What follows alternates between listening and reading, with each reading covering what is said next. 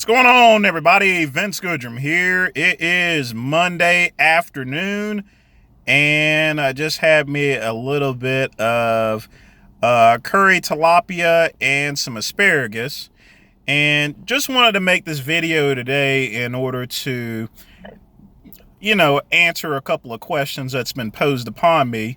I get a lot of questions that are pertaining to health and fitness lately, that being the carnivore diet. I've already addressed that and I will not go into it any further. But one interesting thing that someone asked me about, and this was from a athlete who is currently sponsored by a certain company. I'm not going to go ahead and call out the person's name or the company.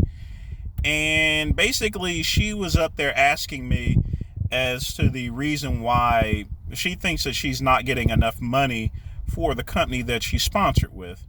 And I just wanted to touch base. I think I've spoken about this quite some time ago on my original podcast show in terms of sponsorship. So I'm just going to go ahead and bring up the same thing that I brought up before in terms of this. So here's the deal about athletes' contracts. Whenever you're tasked with a particular job, the one thing that you have to have, one thing that does factor in is its actual specialty and the pool of people that are actually capable of doing the job itself there.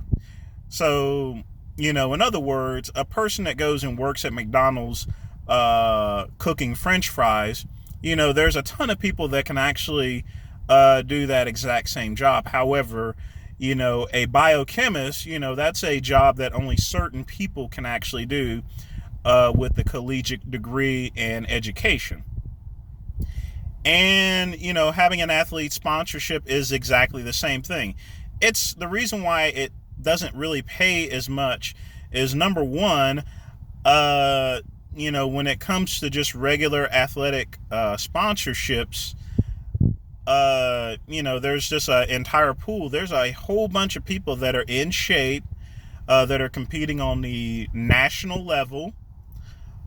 So that doesn't make you special from anyone else that can actually do the job. Now, when you turn pro and you start winning pro events and start winning things like the Mr. Olympia, at that particular time, you can command a higher amount of money to garner, because there's very few people that have won the Arnold Classic. There are very few people that have won the Mr. Olympia. That's why people like Dana Lynn Bailey have made so much money, because, she was the first Miss Physique Olympia. So that carries a lot of weight there, But in terms of athletic sponsorships for, national competitors, there's a whole shitload of national competitors.